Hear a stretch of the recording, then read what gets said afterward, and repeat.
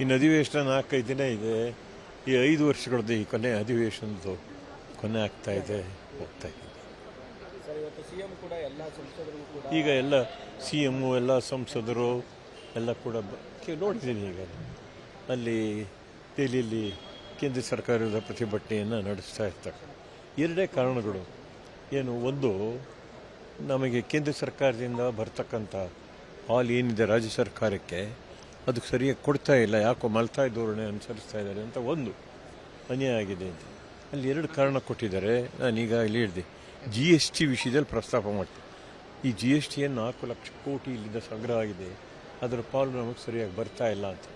ಇನ್ನೊಂದು NDRF ಈ ಬರ ಪರಿಹಾರ ಬರ್ತಲ್ಲ, ನ್ಯಾಷನಲ್ ಡಿಸಾಸ್ಟರ್ ಇದರಿಂದ ರಾಷ್ಟ್ರೀಯ ಪರಿಹಾರ ಇದರಿಂದ ಹೇಳಿದೆ ನಮಗೆ.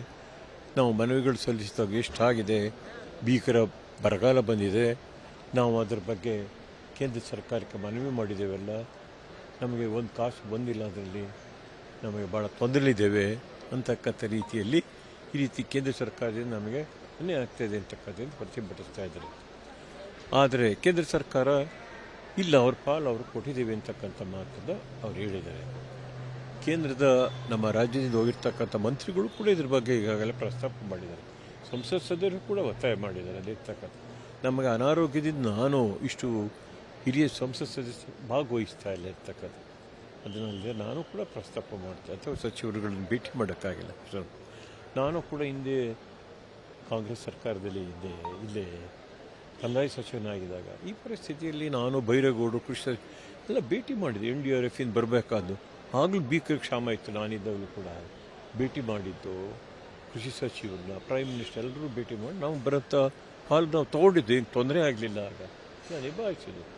ಈಗ ಪರಿಸ್ಥಿತಿ ಬಂದಿದೆ, ಈ ರೀತಿ ಅವರು ಪ್ರತಿಭಟಿಸ್ತಾ ಇದ್ದಾರೆ.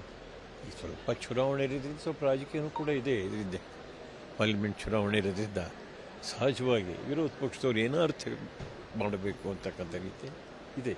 ಕೇಳಬೇಕು, ಕೇಳಿ ನಾವುಗಳು ಕೂಡ ಒತ್ತಾಯ ಮಾಡ್ತೇವೆ.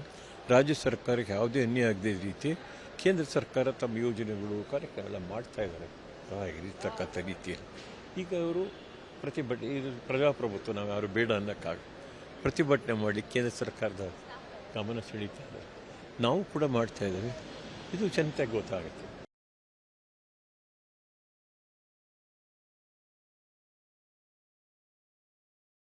ಸ್ಟಾಕ್ ಮಾರ್ಕೆಟ್ನಲ್ಲಿ ಹಣ ಗಳಿಸಬೇಕೆ? ಭಯ ಬಿಡಿ, ಹೂಡಿಕೆ ಮಾಡಿ. ತಿಳಿಯಿರಿ ಸಣ್ಣ ಸಣ್ಣ ಟ್ರಿಕ್ಸ್. ಗೊತ್ತಿಲ್ಲದೆ ಸ್ಟಾಕ್ ಟ್ರೇಡಿಂಗ್ ನಲ್ಲಿ ದುಡ್ಡು ಕಳ್ಕೊಂಡಿದ್ದೀರಾ? ಸ್ಟಾಕ್ ಇನ್ವೆಸ್ಟ್ಮೆಂಟ್, ಸ್ಟಾಕ್ ಟ್ರೇಡಿಂಗ್ ವ್ಯತ್ಯಾಸ ಗೊತ್ತಿಲ್ವೇ?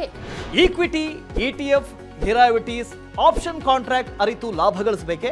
ಚಿಂತೆ ಬೇಡ, 3 ದಿನದಲ್ಲಿ ಕಲಿಯಿರಿ ಸ್ಟಾಕ್ ಮಾರ್ಕೆಟ್ ಸೀಕ್ರೆಟ್ಸ್. ನುರಿತ ತಜ್ಞರಿಂದ ಪಕ್ಕಾ ಟ್ರೈನಿಂಗ್ ಪಡೆಯಿರಿ. ಸಂಪರ್ಕಿಸಿ. ಅನುಕ್ಷಣದ ಸುದ್ದಿಗಳಿಗಾಗಿ ವಿಸ್ತಾರ ನ್ಯೂಸ್ ಯೂಟ್ಯೂಬ್ ಚಾನೆಲ್ ಸಬ್ಸ್ಕ್ರೈಬ್ ಮಾಡಿ. ಹೊಸ ಸುದ್ದಿಗಳ ನೋಟಿಫಿಕೇಶನ್ಗಾಗಿ ಬೆಲ್ ಐಕಾನ್ ಕ್ಲಿಕ್ ಮಾಡಿ.